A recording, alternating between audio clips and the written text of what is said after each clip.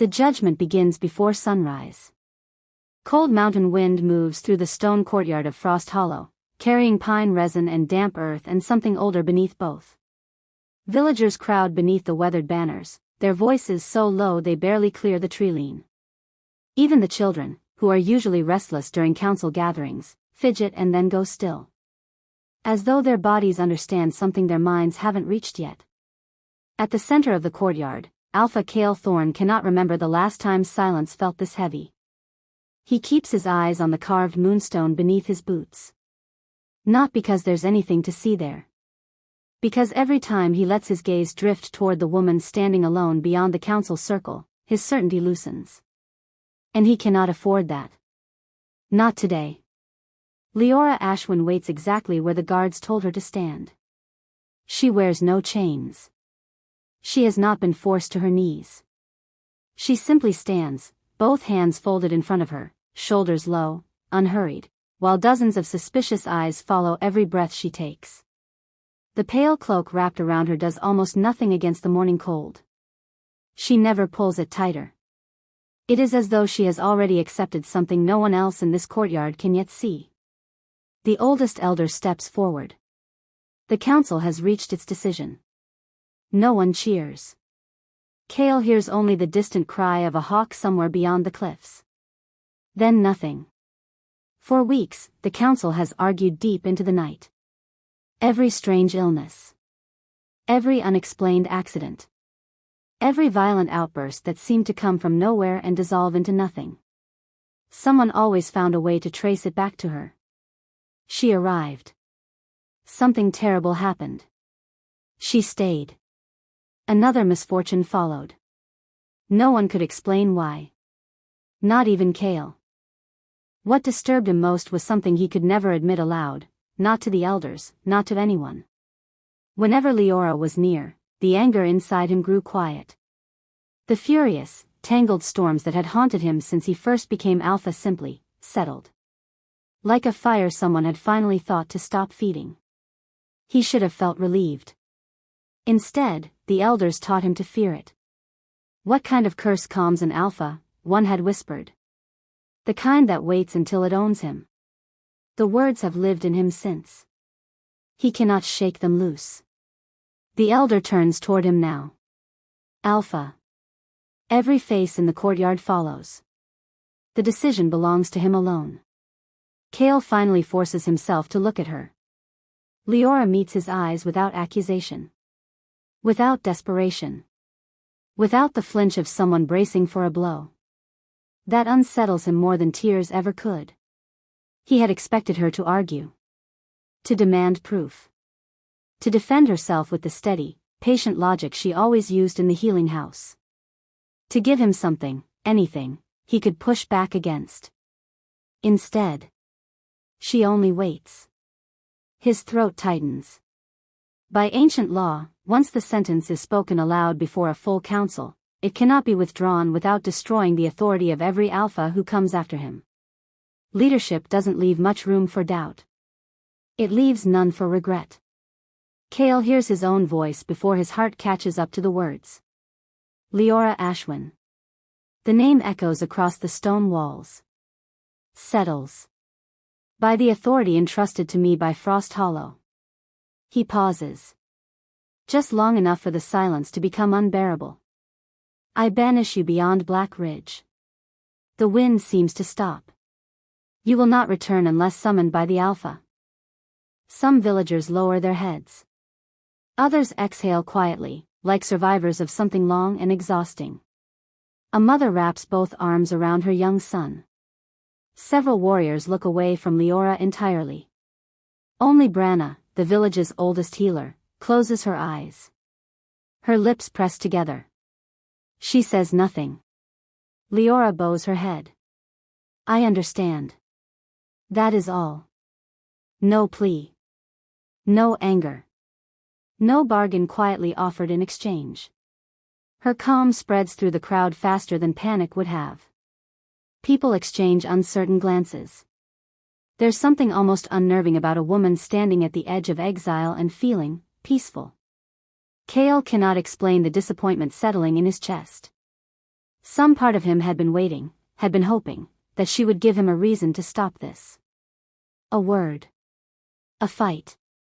Anything that would have forced the moment open again. She doesn't. A guard steps forward and places a worn leather satchel at her feet. Everything she owns now fits inside it. She lifts it slowly. Her fingers pause against the weathered leather, just a breath, just a moment, as though she's saying goodbye to a life rather than a bag. Then she turns toward the northern gate. Each footstep across the courtyard sounds impossibly loud. No one moves. No one speaks. Even the ravens perched along the meeting hall roof go still. Halfway to the gate, Leora stops. She doesn't turn around immediately. There's a long beat where she simply stands there, facing the closed gate, and the entire courtyard seems to hold its breath along with her. When she finally turns, her gaze finds Kael alone. There are tears in her eyes now. Not fear. Not anger. Not the sharp, burning kind that comes from injustice and wants you to see it. These look more like grief. The quiet kind. The kind reserved for someone who has no idea what he is about to lose. When she speaks, her voice is barely louder than the wind. I'm not the one you should be afraid of. No explanation. No elaboration. Just those words drifting across the stone courtyard like smoke from a dying fire. She turns again and continues walking. The great wooden gates groan open. Beyond them, the mountain road disappears into forests climbing toward the dark peaks of Black Ridge. The kind of cold that doesn't negotiate. She never looks back. The gates close behind her with a deep, hollow thud. The sound of something finished. Only then does the crowd begin breathing again. The oldest elder steps beside Kael. You've saved the pack. The words should feel reassuring. The words should land the way they're meant to. Instead, Kael stands watching the empty road long after everyone else has turned to leave. Something about the silence beyond those gates feels wrong. Not peaceful. Not victorious. Empty. As though Frost Hollow has not cast out its greatest danger. But something it has quietly depended upon for far longer than anyone realized. Far above, hidden behind the clouds gathering over Black Ridge, a lone raven takes flight. It circles once over the village, deliberate, unhurried. Then disappears into the northern mountains. Kael cannot explain why the sight leaves a chill moving slowly across his spine. For the first time since becoming Alpha, he is no longer certain the hardest decision of his life is also the right one. Chapter 2. Morning arrives. But Frost Hollow does not wake the way it usually does. Smoke still rises from the stone chimneys. Bakers open their ovens before dawn. Blacksmiths unlock their workshops. Children are sent to fetch water from the spring below the eastern cliffs. Life continues because it must. And yet something invisible has settled over the village. A quality to the air that doesn't quite belong. People speak more softly than usual. Doors stay open only halfway. Every conversation seems to stop a half-second early when someone walks too close. As though everyone is holding a thought they've decided, just barely, not to finish. No one says Leora's name. By midday, the council hall fills again. The elders wear expressions that take Kael a moment to place. Relief. One by one they report a clean night. No unexplained accidents. No disturbances. The livestock were calm. No fires. No injuries. No one came to the healing house. The oldest elder folds his hands. It has begun. Kael looks up. The healing. Several council members nod. The curse has lifted. The words are spoken with the careful certainty of people who very much need them to be true. Who have been choosing them like stones to build a wall with. Kael wants to believe it. He truly does. He has carried the weight of the previous weeks for so long that even the possibility of peace feels almost painful. Like a bruise being pressed gently, something that should feel good but doesn't quite. Still. Something keeps pulling at the edge of his thoughts. He remembers Leora's face as she walked through the gate. Not frightened. Not bitter. Heartbroken. As though she pitied the people leaving her behind. The memory won't release him. When the meeting ends, Branna stays seated. She waits until everyone else has filed out before she speaks. The patience in it is unsettling, like a woman who has learned that silence is its own kind of force. You didn't sleep. Not a question. Kael manages a tired smile. I've had difficult nights before. The old healer studies him in that quiet way she has, where she seems to be reading something written behind your face. The hardest decisions, she says finally, are rarely the quietest ones. He braces for more. For the thing she's actually trying to say. Instead, she simply gathers her satchel and walks away. Her silence lingers in the hall far longer than any accusation would have. By afternoon, life returns to the village square in careful, tentative pieces. A merchant reopens his stall. Children chase each other between the wells. For the first time in weeks, laughter spills through the alleys of Frost Hollow. Kael watches from the balcony above the council hall. Maybe the elders are right, he thinks. Maybe this really is the beginning of something. Then every dog in the square goes still. One after another, they lift their heads toward the northern mountains. Ears flat. Low growls ripple outward through the village like a stone dropped in water. The laughter disappears. The dogs are not barking. They are backing away. Pressing against walls and fences. Whining low in their chests as though something unseen has entered the valley. Several horses begin stamping inside the stables. A stable hand tries to calm the nearest one, his voice steady, practiced. The horse doesn't even register him. They've never done this, the stable hand says. No one answers. The behavior lasts only a few moments. Then, as suddenly as it began, the animals settle. Children laugh again. Adults force uneasy smiles. Someone quietly jokes that there must be wolves in the forest nearby. The moment passes. But Kael notices something no one else seems to catch. Every animal had been facing the same direction. Toward Black Ridge. Toward the road Leora took. That evening, clouds gather over the mountains long before sunset. A cold wind moves through the pines surrounding the village. Inside his chambers, Kael tries to work through the reports piled across his desk. Missing trade caravans. Poor harvest estimates. Boundary disputes with neighboring packs. The work usually steadies him. Tonight, every line blurs. He finds himself thinking about the first winter Leora arrived in Frost Hollow. She had been carrying an injured child through waist-deep snow. No one recognized her. No one offered help. She had simply smiled when he took the child from her arms. Not proudly.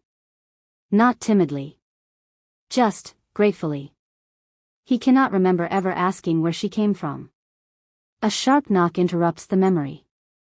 One of the western gate guards enters without waiting. Young. Still wearing the particular expression that comes from not knowing how to deliver news that doesn't make sense. Alpha. He hesitates. There is something strange. What happened? We finished the evening patrol. A pause. We found tracks leaving through the northern gate. Kael frowns. Leora's? No. The answer comes too quickly. They're larger. Bear? The guard shakes his head slowly. No animal I know. By the time they reach the northern road, darkness has fully settled over the valley. Several torches illuminate deep impressions pressed into the damp earth. Kael kneels beside the nearest one. The shape resembles a wolf's paw. But it's far too large. Far too deep.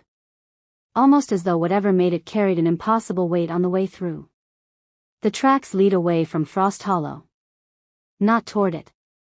One hunter mutters quietly, "It left after sunrise." Another immediately disagrees. No.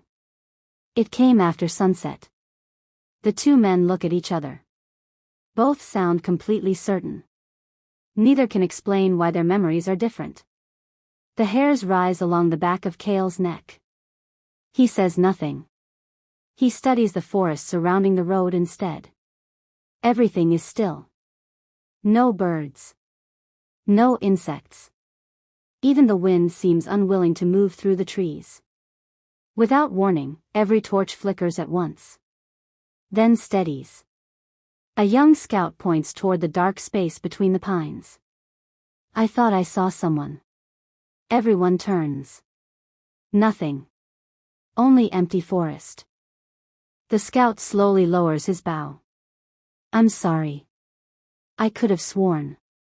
No one laughs. Because for just a moment. Kael thinks he saw movement too. Not a figure. Not an animal. Just the feeling that something had been standing there. Watching. When the patrol returns, almost no one speaks. The elders dismiss the tracks by dawn. A wandering beast, most people accept the explanation because they need to. Fear is easier to bury when ordinary answers are still available. But as Kael removes his cloak before bed, his gaze falls on the windows overlooking Black Ridge. He stands there for a long moment. Listening to the quiet. It's too quiet. Then, somewhere beyond the northern forest. A single, distant howl cuts through the night. Not angry. Not hungry. Lonely. Kael closes his eyes. For reasons he cannot name, the sound fills him not with fear, but with the unbearable feeling that someone has just crossed a threshold from which there may be no return. Chapter 3. The howl lives in him long after the night falls silent. By dawn, Frost Hollow is already awake. The Northern Patrol returns with nothing. The tracks are gone, washed clean by rain, leaving nothing behind but soft mud and quietly growing uncertainty. The guards exchange glances. No one says what all of them are thinking. Some things should not simply disappear. Kael rides through the village before the council gathers. People greet him respectfully, but something has shifted. Their smiles are a half-second late. Eyes linger just a moment too long before turning away. Fear hasn't left Frost Hollow. It's found a quieter place to hide. Near the eastern well, two women stop talking the moment he approaches. He catches the tail end of it anyway. Maybe she cursed us before she left. The other makes the sign of the moon goddess quickly against her chest. Don't say that. I only meant. I know what you meant. They notice Kael watching. Both bow and hurry away. The conversation is over. The unease stays exactly where it was. Inside the council hall, the elders work hard to reclaim certainty. The patrol found nothing. The strange tracks are gone. The village simply needs time. People always fear what they don't understand. Kael studies the faces around the table. Everyone wants the discussion finished. No one wants more questions. He can feel the room leaning away from anything that doesn't have a clean answer. Before he can speak, the heavy doors burst open. A young hunter stumbles inside, breathing so hard he grips the doorway for balance. Alpha. The Miller boy. The room falls silent. What about him? Kael asks quietly. We can't find him. A cold weight settles. He left before sunrise to collect water from the lower stream. The hunter struggles to steady himself. He never came home. Within minutes the entire village is moving. Warriors split into search parties. Hunters spread through the surrounding forests. Parents call for their children even as they're standing right beside them. The quiet hope of yesterday evaporates almost instantly. Kael follows the trail toward the stream. Broken reeds line the muddy bank. A small wooden bucket drifts in the shallows, turning slowly with the current. Nothing else. No blood. No footprints. No signs of struggle. It is as though the child simply stepped out of the world. One of the trackers kneels beside the shoreline. There should be a scent. Another nods. There isn't. Maybe the rain. It didn't rain until after sunrise. The first tracker looks confused in a way that goes beyond frustration. He rubs his forehead. I know, then why can't I smell anything? His hands are trembling. Hours pass. The forest grows strangely quiet. Experienced hunters begin missing obvious trail markers. One patrol circles the same clearing 3 separate times before realizing they've never left it. A veteran warrior insists they're heading east. Another swears, calmly and completely, that the sun proves they're heading west. Neither man raises his voice. Both genuinely believe they are right. By late afternoon, the search is called off. Not because anyone wants to stop. Because no one can agree on where to continue looking. The Miller family stays beside the village gate long after everyone else has returned. The boy's mother won't go inside. She keeps watching the forest. Waiting. As though waiting hard enough might bring him home. Kael wants to say something to her. A word, even a small one. Nothing comes. There are moments when an alpha's authority means absolutely nothing. This is one of them. That evening the council meets again. Yesterday there was confidence. Today there is blame. It started after she left, one elder says carefully. Exactly as we feared. She poisoned this place before crossing Black Ridge. Branna sits near the end of the table. She says nothing. Her silence irritates the council more than disagreement would. Finally, one elder turns toward her. You disagree? Branna slowly raises her eyes. I disagree with certainty. The room goes still. You have one missing child. A pause. You have frightened people. Another pause. And already you've decided you know why. What other explanation is there? Branna doesn't answer immediately.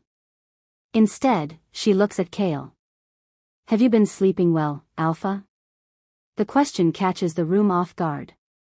Kael hesitates. I've slept.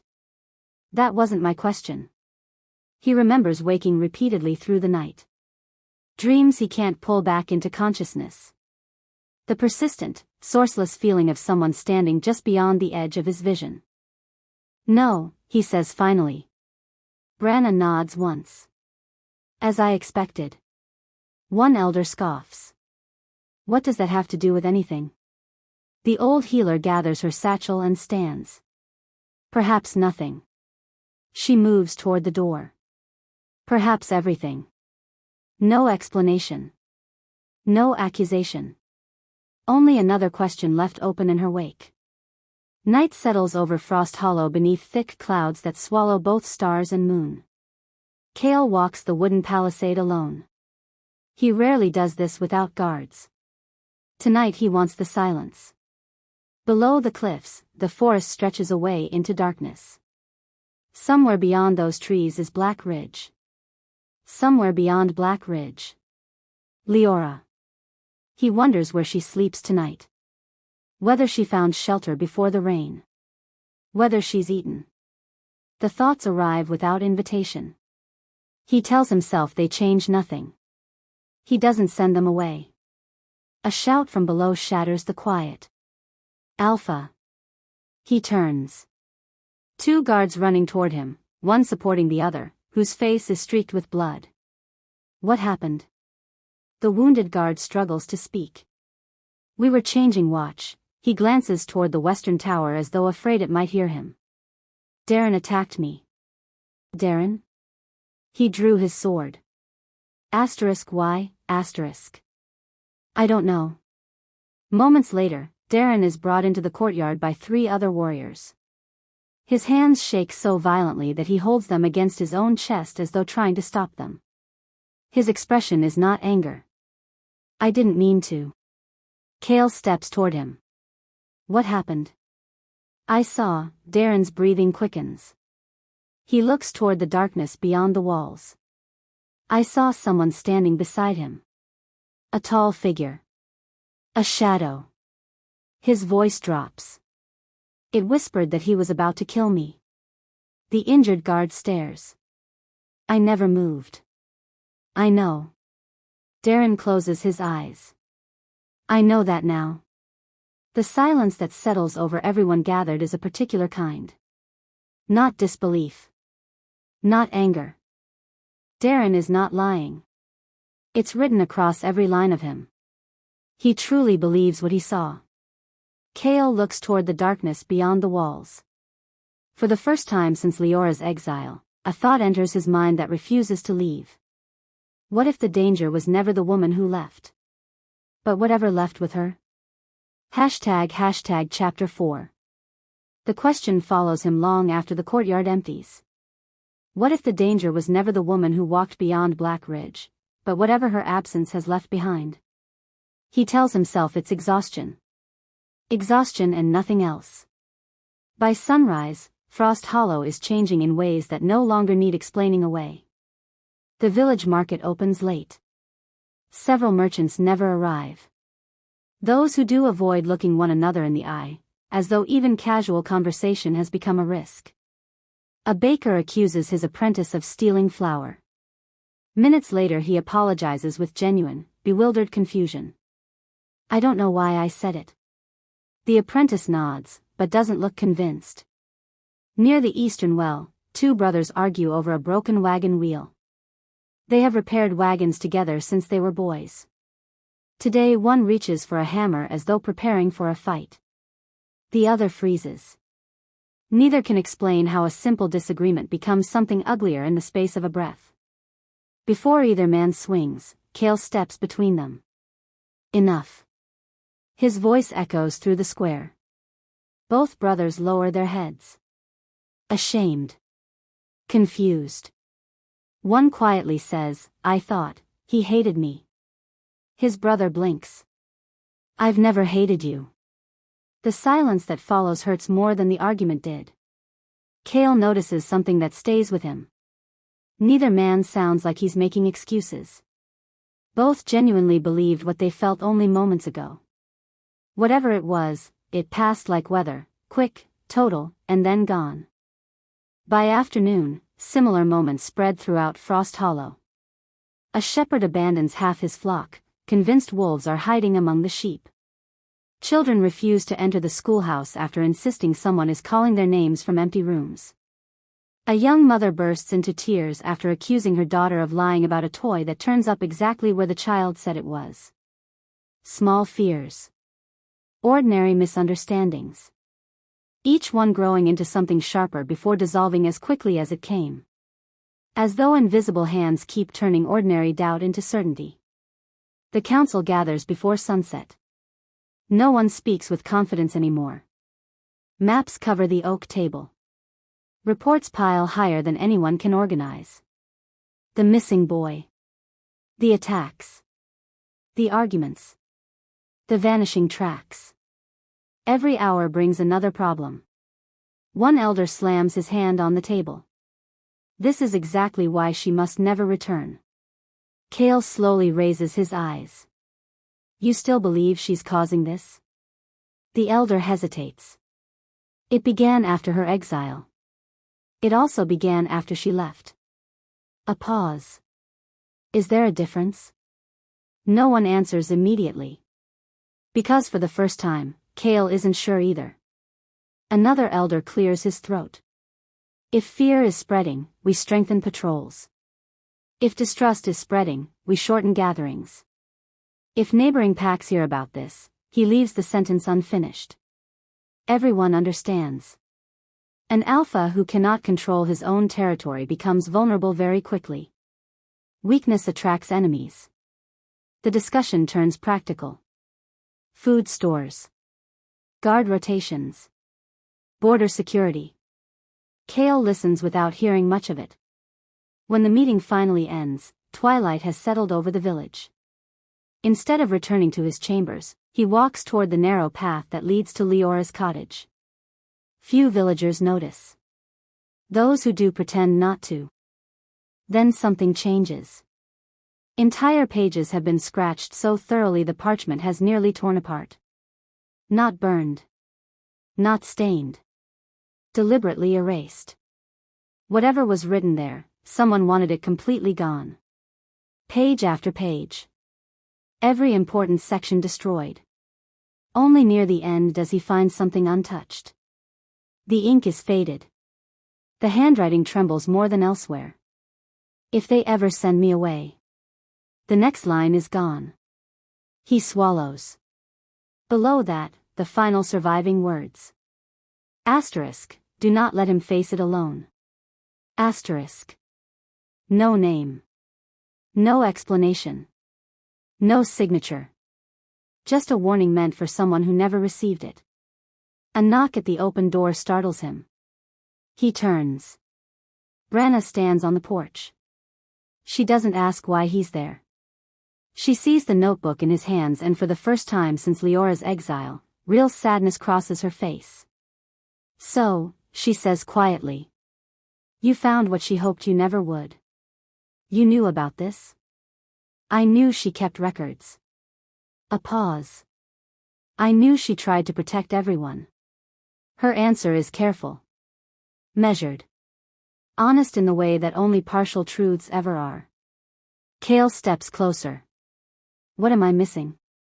The old healer studies him for a long moment. Outside, the chimes turn gently in the wind. You aren't asking the right question. He waits. The question isn't why Leora left. Her eyes move slowly around the empty room. It's why she never tried to stay. Before Kael can respond, hurried footsteps race up the path. A young scout appears at the doorway, breathless. Alpha. His voice shakes. The northern watchtower.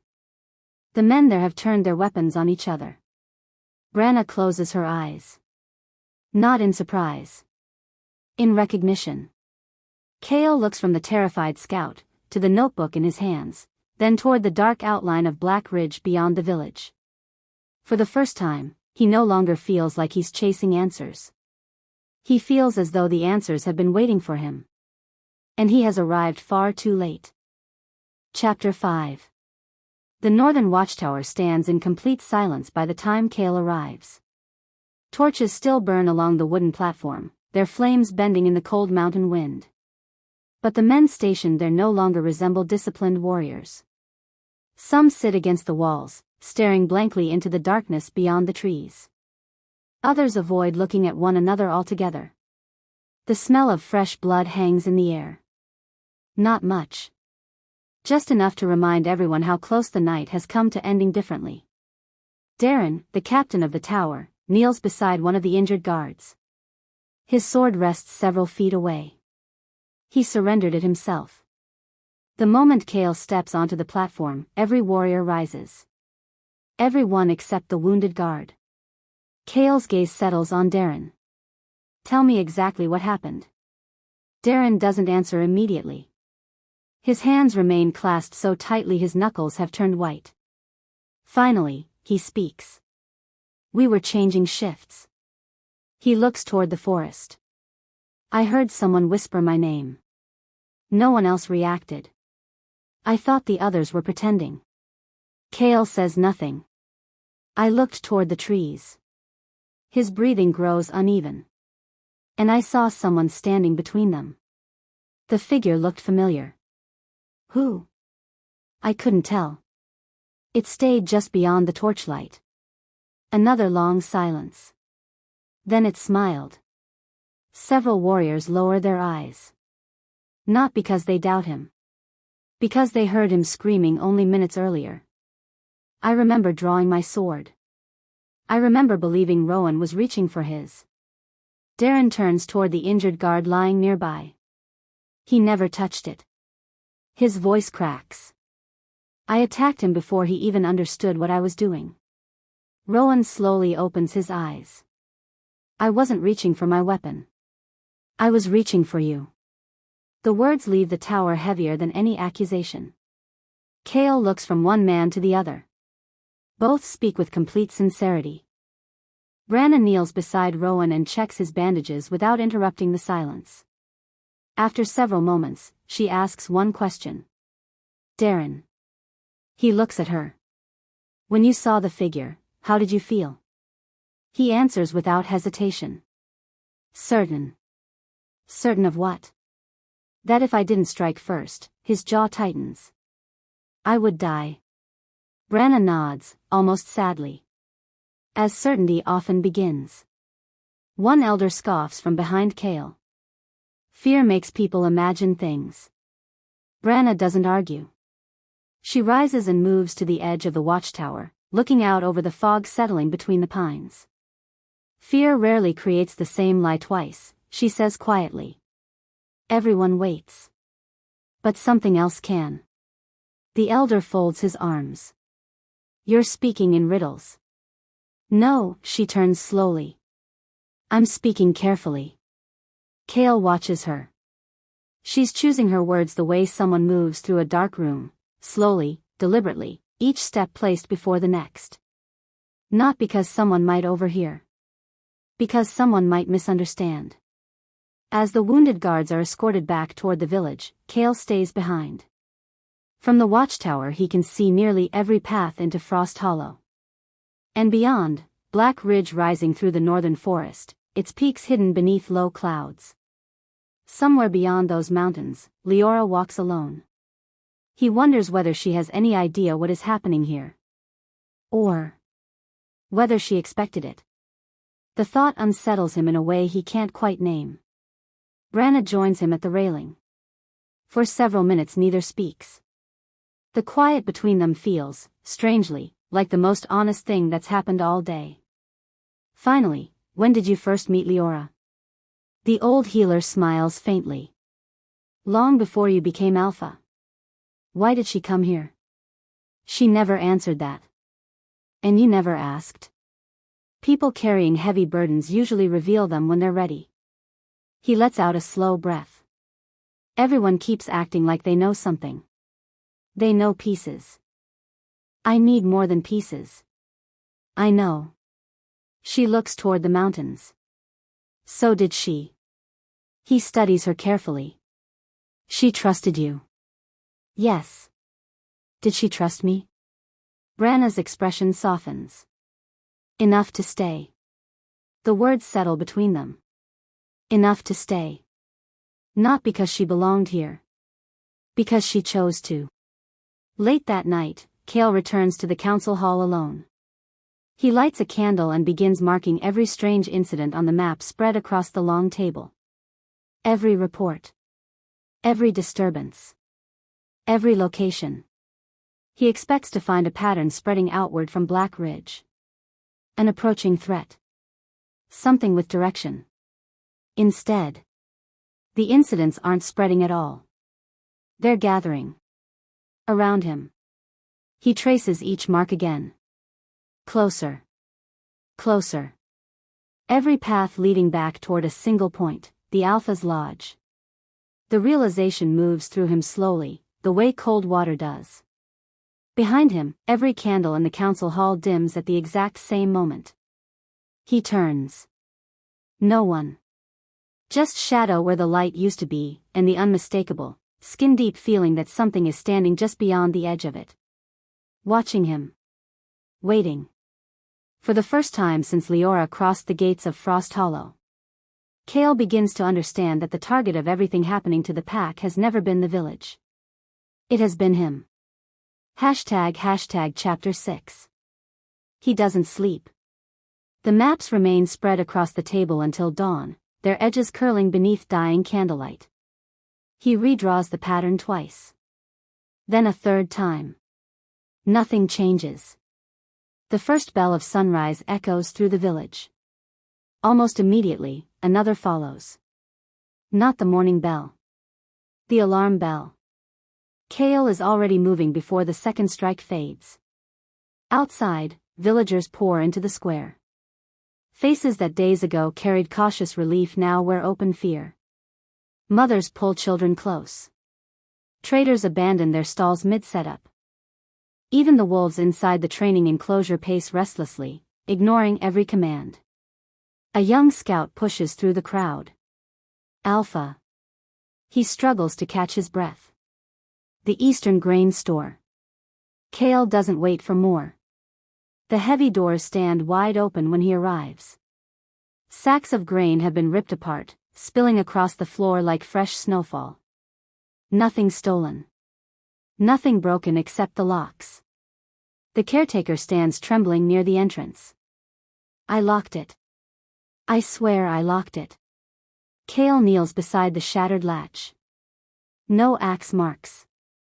No splintered wood. The iron bar has simply lifted itself free. Branna arrives. She studies the untouched grain, the torn sacks, the wide-open doors. Did anyone see who opened it? The caretaker shakes his head. I came at sunrise. His voice begins to crack. I thought someone wanted us to starve. He looks at the spilled grain. But nothing's gone. Kael understands then. The damage isn't practical. It's psychological. Whatever is responsible doesn't need to destroy this village. It only needs its people to believe they're no longer safe. By midday the rumors had become impossible to manage. Someone insists strangers were watching from the cliffs. Another swears the village well tastes different. A blacksmith claims his tools disappeared overnight, then finds them exactly where he left them. Every explanation comes too late. The fear always gets there first. Near the square, Kael notices two small boys arguing over a carved wooden wolf.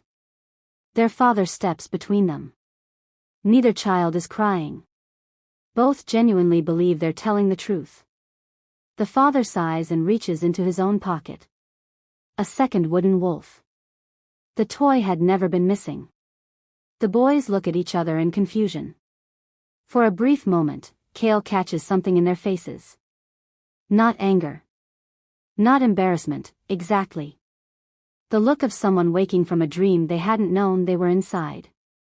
Before sunset, Branna asks him to walk with her. They follow a narrow path beneath the western cliffs toward the old healing springs.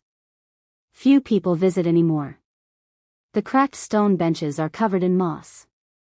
The water reflects the gray sky. Branna kneels beside the spring. When I was young, she says quietly, my teacher told me something I didn't understand. He waits. She said the deepest wounds don't always bleed. A faint breeze ripples the water. They change how people see. You've known something since the beginning.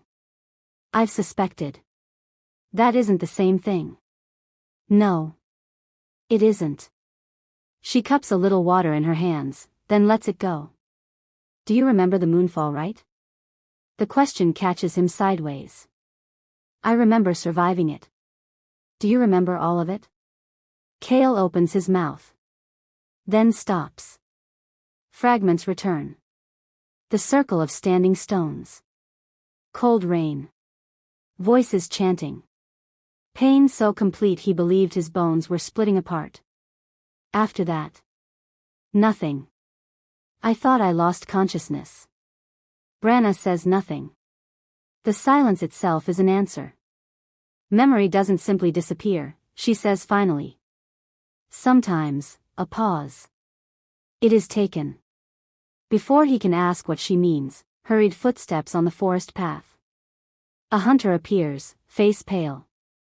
We found Elder Osric. Is he hurt? No, a swallow. He doesn't know who he is. Osric sits wrapped in a blanket outside his own home.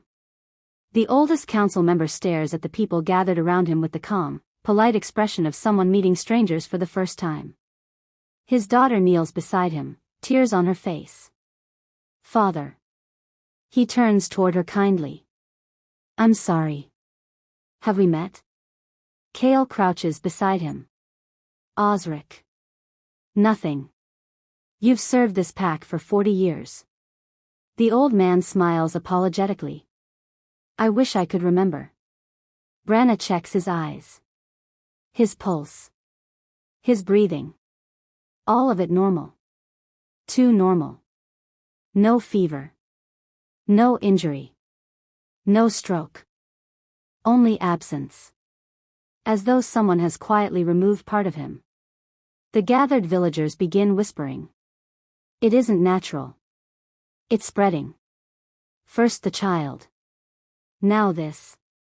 Then Osric grips Kael's wrist. Hard. For one brief instant, the confusion lifts. His eyes clear. Focus returns to them, sharp, urgent, terrified. Run. Kael leans closer. From what? The old man's grip loosens. His expression empties again. I don't remember. Night falls early beneath heavy clouds. Kael returns to the Alpha's lodge alone. He locks the door behind him. First time in years. As he removes his cloak, his gaze catches his own reflection in the polished metal mirror beside the hearth. He stops. There are dried streaks of dark red across the cuff of his sleeve. Blood. His breathing slows. He cannot remember seeing anyone bleed today. He turns the fabric over in his hands. Studies the stains. Tries to find the moment, any moment, where this could have happened. Nothing. Chapter 7. He stands motionless for a long time. The blood on his sleeve refuses to become anything else. He scrubs at it with the edge of a damp cloth. The stains smear. They don't disappear. He closes his eyes and walks back through every moment since leaving Elder Osric's house. The walk through the village. The quiet greetings. The empty streets. The climb to the lodge. Nothing is missing. Nothing unusual. And yet, the scratches across his knuckles tell another story. A sharp knock. Alpha? Rowan. Kael pulls his sleeve beneath his cloak before opening the door. The young warrior studies him for only a second. There's been another incident. Where? The south pasture. What happened? No one is dead. The hesitation worries Kael more than the words. Nearly every villager has gathered by the time they reach the pasture. Dozens of sheep stand crowded against the far fence. Not one injured. Not one escaped. But every animal is trembling so violently that several can barely remain standing. The shepherd kneels among them, stroking the nearest ewe with shaking hands. They've never done this. They won't eat. They won't drink. They just keep looking. He points toward the tree-line. Toward the northern forest. Kael looks. Nothing moves. Only dark pines swaying in the wind. Branna arrives. She doesn't examine the animals first. She watches Kael. Then she kneels and places one hand against the nearest sheep. The animal calms immediately, just a heartbeat, before jerking violently away. Branna slowly withdraws her hand. They're reacting to something they can feel. Wolves, an elder says flatly. No, too quickly. They know wolves. Silence. They're afraid of something they don't understand. As darkness approaches, Kael orders additional patrols at every entrance into the village. For the first time since Leora's exile, even the elders stop pretending everything has an ordinary explanation. Fear has become visible. Not because people have seen a monster. Because they no longer trust their own minds. That evening, Branna leads Kael to the old shrine overlooking the western cliffs. The stone building is older than Frost Hollow itself. Moonlight filters through cracks in the weathered roof, falling in thin strips across faded carvings worn smooth by generations of hands. Branna lights a single oil lamp. Its small flame barely pushes back the dark. You've started losing time. It isn't a question. Yes. And the blood? His eyes narrow. You knew. I guessed. He looks away. I don't remember hurting anyone. I believe you. I don't remember leaving the lodge. I believe that too. Her certainty unsettles him more than doubt would have. She sounds less surprised than afraid. He steps closer. No more pieces. No more careful answers. His voice drops. Tell me what you know. Branna's tired eyes meet his. I can only tell you what I witnessed. She sits on one of the stone benches. Years ago. The night of the moonfall, right? His pulse quickens. You weren't supposed to survive. The words echo through the shrine. The rite asks every future alpha to face the spirit of his own wolf. You returned alive. A pause. But when I examined you, your heartbeat stopped. She meets his gaze steadily. For several breaths, you were gone. Then your body breathed again. He feels cold despite the fire. The council celebrated. They believed the moon goddess had shown mercy. She slowly shakes her head. I wasn't celebrating. Why? Because when your heart began beating again, a long pause. Leora collapsed. The memory strikes like distant thunder. Rain. Stone. Someone falling. Voices shouting. Then darkness. I thought she fainted. So did everyone else. Branna folds her trembling hands. But when I examined her, there wasn't a single wound. She looked, she struggles to finish. As though something inside her had been torn open. The shrine is silent except for whine through the broken roof. Finally, barely above a whisper, why didn't you tell me? Because she forbade me. He looks up sharply. She made me swear. She said if you ever learned too soon, you would choose guilt over duty. Kael looks away. His breathing is uneven. She protected my reputation. No, Branna's voice is gentle but firm. She protected you. He walks home alone beneath a moon hidden behind clouds. The village feels abandoned. Doors barred. No laughter. Even the watchfires burn low. Halfway across the square, he notices something. Fresh footprints. Bare feet. Small, a child's. They cross the damp earth toward the northern gate. Then they stop. Not turn. Not fade. Stop, as though whoever made them vanished between one step and the next. Kael kneels and touches the final print. The mud is still wet. Someone was here moments ago. A frightened voice from behind. Alpha. He turns. It's the Miller boy's younger sister, clutching a lantern almost too heavy for her small hands. I saw him. He rises. You saw your brother? She nods. Where did he go? She starts crying. Her words catch. He was standing near the gate. He looked at me, her arms wrap around herself.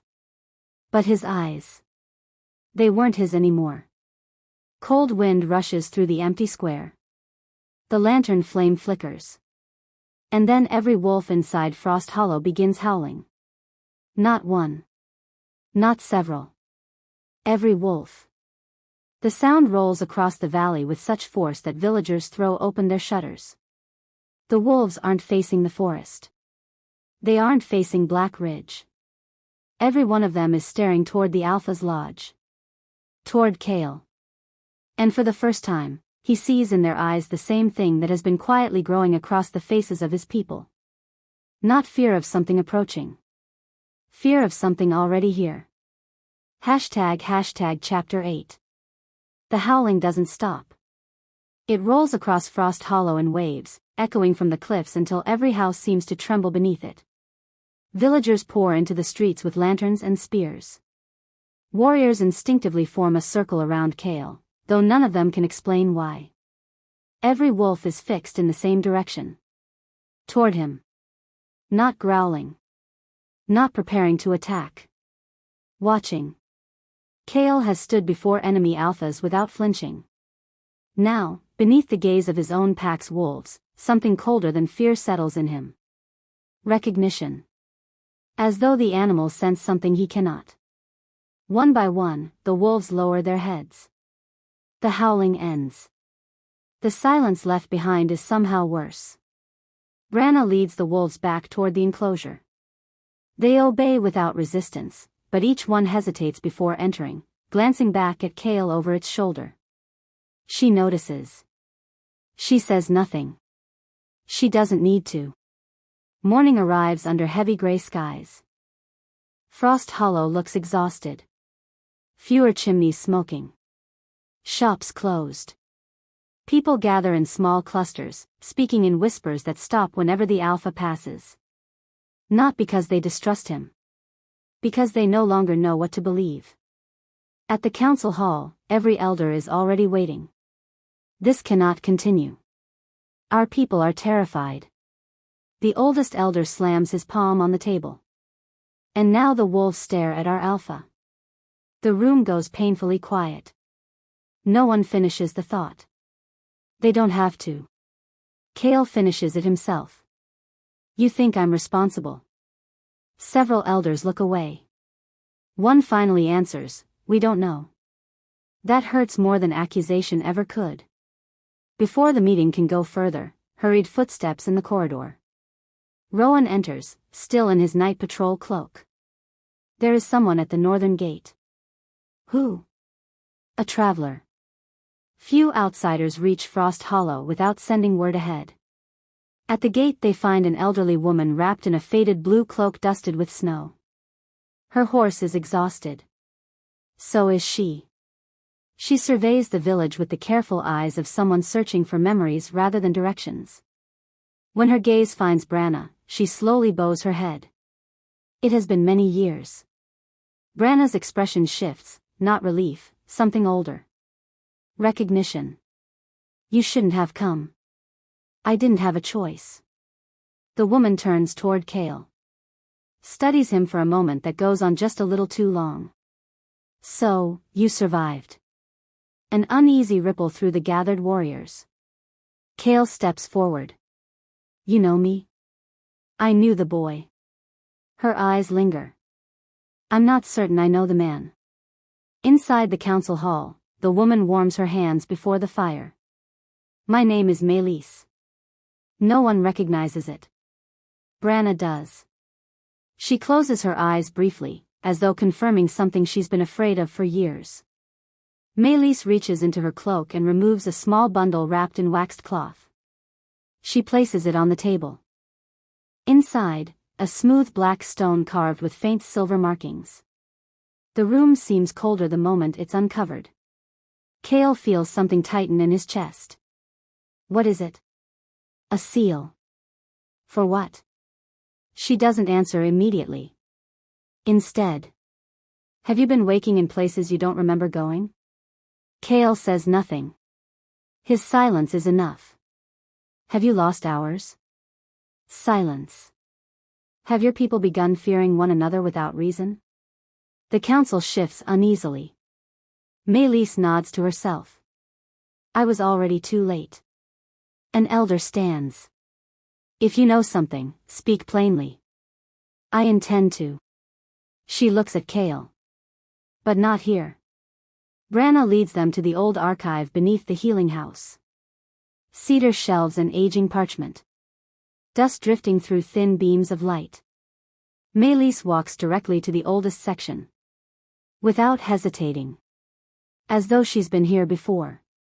She removes a weathered scroll tied with faded crimson thread. Branna whispers, I thought that was destroyed. So did everyone else. The scroll opens across the table. A hand-drawn circle surrounded by ancient symbols.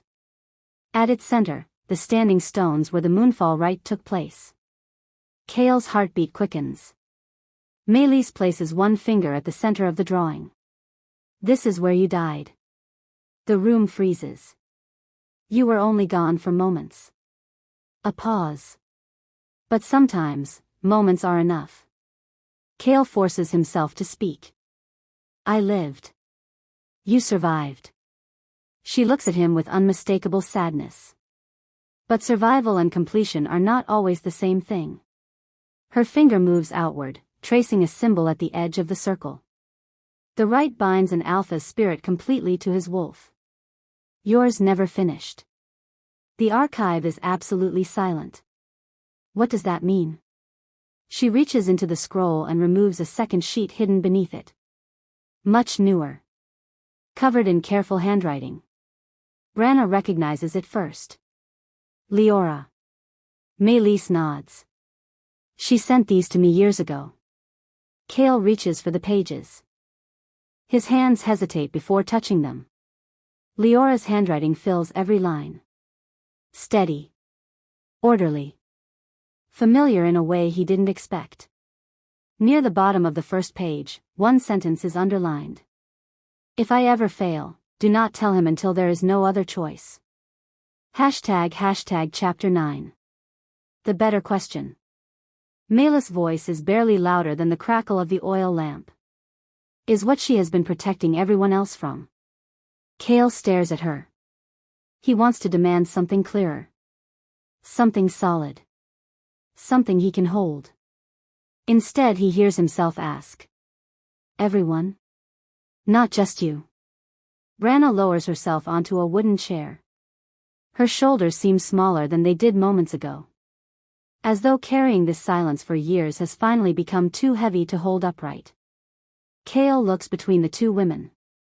You've both known. Branna answers first. We've known pieces. Maelys gently corrects her. No. We've feared the same truth. The silence that follows isn't empty. It has weight. The weight of words that, once spoken, cannot be taken back. Maelys unrolls another section of the scroll. Most of the ink has faded beyond recognition. Only one illustration remains clear. 2 circles. One dark. One pale. Joined by countless thin lines. When an alpha completes the moonfall rite, his wolf and his spirit become one. Her finger moves to the second circle. But sometimes, the rite is interrupted. She pauses. The body survives. The spirit does not return whole. Kael's throat tightens. And then? What remains searches for somewhere to anchor itself. The archive feels impossibly still. It isn't a creature. It isn't a curse. It isn't a demon. Her voice slows. It is an unfinished wound. An emptiness. One that slowly learns. Kael's hands curl into fists. And Leora? For the first time, Maelys smiles. Sadly. Leora was born with a gift almost no one believes still exists. What gift? The ability to carry what belongs to another. His heartbeat stops. No. The word escapes before he realizes he's spoken. Maelys nods gently. Every time your spirit threatened to lose itself, she accepted part of the burden. The fragments collide inside him all at once. The unexplained calm after his violent episodes. Leora's growing exhaustion. The way she quietly disappeared whenever he recovered. Her trembling hands she tried so carefully to hide. The memories no longer stand alone. They connect. One after another, until the truth begins forming without anyone saying another word. Branna breaks the silence. She never asked for thanks. She never asked anyone to know. Kael says nothing. A memory surfaces. The spring festival, 5 years ago. A frightened horse broke loose through the crowded square. Children scattered. Someone shouted. Kael rushed forward. Then nothing. A blank space. The next thing he remembered was waking in Branna's healing house with a pounding headache. Leora sitting beside the window, her face pale. He apologized for frightening everyone. She only smiled. You needed rest. At the time, he believed her. Now he wonders what happened in those missing moments. How much she carried while he remembered none of it. Another memory. Winter. A border dispute. Returning furious after negotiations collapsed. His wolf clawing at the inside of his thoughts. Then Leora quietly placing cedar tea beside him. Not speaking. Not touching him. Simply remaining nearby while she sorted dried herbs. Within minutes, the anger faded. He had called it coincidence. It wasn't. Nothing had been coincidence. Kael lowers himself slowly into the nearest chair. He suddenly feels older. Not because of years. Because every memory now carries a second meaning. Melis watches him carefully. This is why she forbade anyone from telling you. He raises tired eyes. Why? Because guilt can become another doorway. He doesn't understand. She continues gently. If you had learned too early, you would have tried to stop her. He says nothing. And without understanding how the burden worked, you would have broken the balance. Branna adds quietly, she believed ignorance was the price of keeping everyone alive. Kael lets out a slow breath.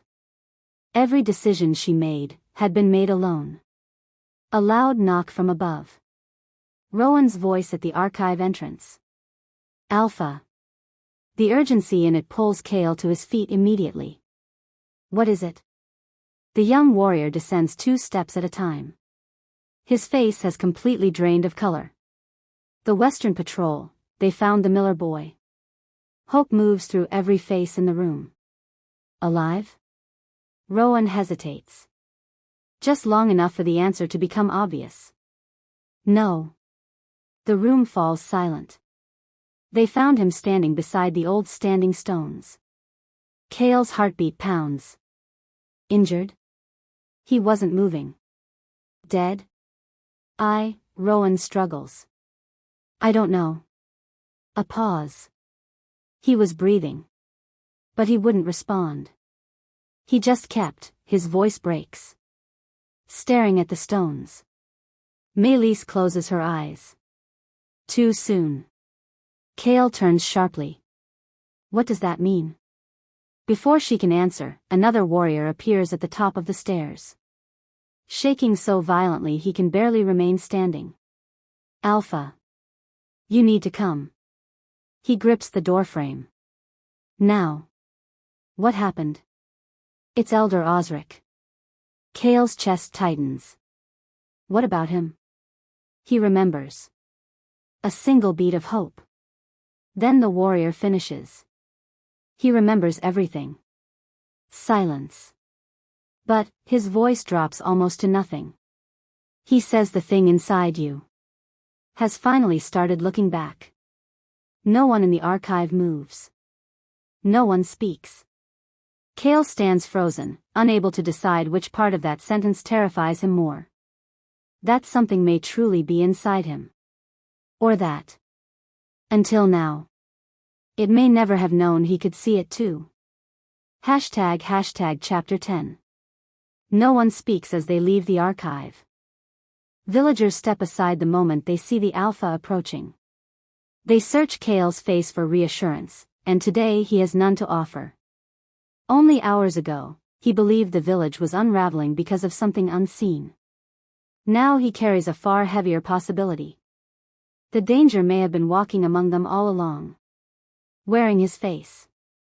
Elder Osric waits inside Branna's healing house. Unlike before, there is no emptiness in his eyes. Only exhaustion. The old man sits upright beneath a wool blanket, his hands trembling as though every remembered moment has physical weight. When Kael enters, Osric slowly lifts his head. Neither of them speaks for a long time. Then the elder whispers. You finally know. Kael kneels beside him. I know almost nothing. Osric closes his eyes. You know enough. Branna quietly dismisses everyone else from the room. Only she, Melis, and Kael remain. The old man takes a slow, careful breath. I remember the rite. Kael's pulse quickens. You were there? Osric nods. I stood inside the stone circle. His voice shakes. I watched the rain fall. Another pause. I watched your heart stop. Fragments stir inside Kael's mind. Cold rain. The standing stones. A voice calling his name from very far away. Then nothing. Osric grips the blanket. When you fell, everyone thought the moon goddess had claimed you. His eyes drift toward the floor. But Leora ran into the circle. Kael freezes. No one else noticed. Why? Because they were looking at you. I saw her place both hands against your chest. The old man's breathing grows heavier. She wasn't trying to wake you. She was trying to hold something back. Melis quietly lowers her head. She already knows what comes next. I wanted to stop her. Osric's voice grows smaller. But the moment she touched you, a long pause. I couldn't move. His eyes become distant.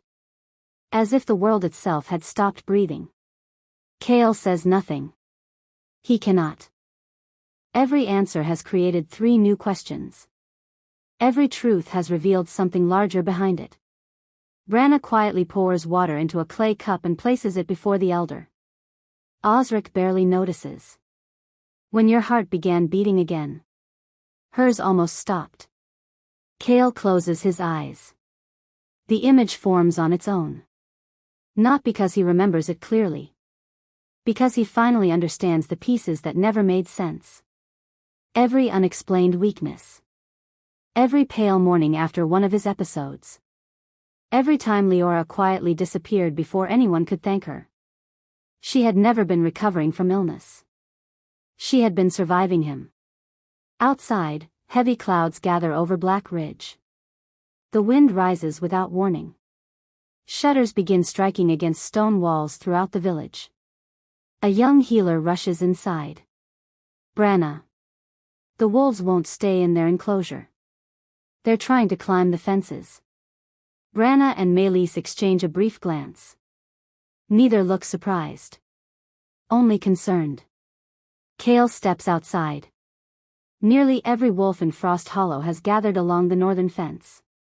None attacking. None escaping. They stand shoulder to shoulder, ears forward, eyes fixed on the mountains beyond Black Ridge. The direction Leora disappeared. A low whine spreads through the pack. Not aggressive. Mournful. Almost pleading. Kael walks toward them. The largest gray wolf steps forward, the one that has trusted no one except him since it was a pup. Today. It hesitates. The wolf sniffs the air around him. Then quietly backs away. The movement is small. Almost invisible. Yet it strikes Kael harder than any blade. For the first time in years, his own wolves are uncertain of him. That evening, Melis spreads Leora's letters across the long table in the council hall. Most written over several years. Not one containing complaints. Not one asking for recognition. Every page records observations. Changes in Kael's health. The growing strain on herself. Questions she cannot answer. Possible ways to slow whatever is happening. She writes like a healer documenting a patient. Never like someone asking to be saved. Near the bottom of one page, Kael notices a sentence written more heavily than the rest. If I begin to fail, he must never believe this is his fault. His vision blurs. Branna quietly looks away, giving him the dignity of grief he didn't ask for. Melis speaks softly. She understood something before anyone else. Kael forces himself to ask, what? Shame feeds unfinished wounds. He lifts his head. If you surrender to guilt, you stop making clear choices. A long silence. Leora knew the pack would need its alpha even after she was gone. Night settles over Frost Hollow. No one lights celebration fires anymore. Only watchfires. Every family locks their doors before darkness fully arrives. Children who once played outside until moonrise sleep beside their parents. The entire village holds its breath. Kael stands alone atop the northern wall. Beyond Black Ridge stretches an endless sea of pine forest disappearing beneath drifting mist. Somewhere beyond those mountains, Leora is carrying a burden he never knew existed. Alone. Because he sent her away. The truth settles inside him with unbearable clarity. He cannot wait any longer. Every hour she remains out there, the village falls further apart. Every hour he hesitates, whatever survived the moonfall rite grows stronger. Footsteps behind him. Rowan stops beside the wall. The warriors are ready. Kael keeps his eyes on the mountains. I didn't order anyone. You didn't have to. He turns. Nearly every warrior in Frost Hollow now stands inside the courtyard below. Not because the council commanded them. Because they chose. Some carry supplies. Others carry ropes, winter cloaks, hunting gear. Branna joins them. Then Melis. Even Elder Osric, still weak, has come outside to watch. The old man meets Kael's eyes. You've spent days asking the wrong question. Kael waits. Osric smiles, a sad, tired thing. The question was never whether Leora would come back. A cold wind sweeps across the wall. It was whether you would have the courage to go after her. Kael looks once more toward Black Ridge. This time he doesn't see the mountains as a place of exile. He sees them for what they have become. The only path left. Without another word, he descends the stone steps toward the waiting warriors. Behind him, Frost Hollow grows smaller with every step. Ahead, the northern mountains disappear beneath gathering snow. Somewhere beyond them walks the woman everyone believed was the curse. The woman who quietly became a prison for a darkness no one else could carry. And for the first time since he spoke the words that shattered both their lives. Alpha Kael is no longer writing to enforce a sentence. He is writing to undo the greatest mistake he has ever made. The mountains swallow the first light of dawn as the gates of Frost Hollow open once more. This time. Not to cast someone out. But to bring hope home before there is nothing left to save.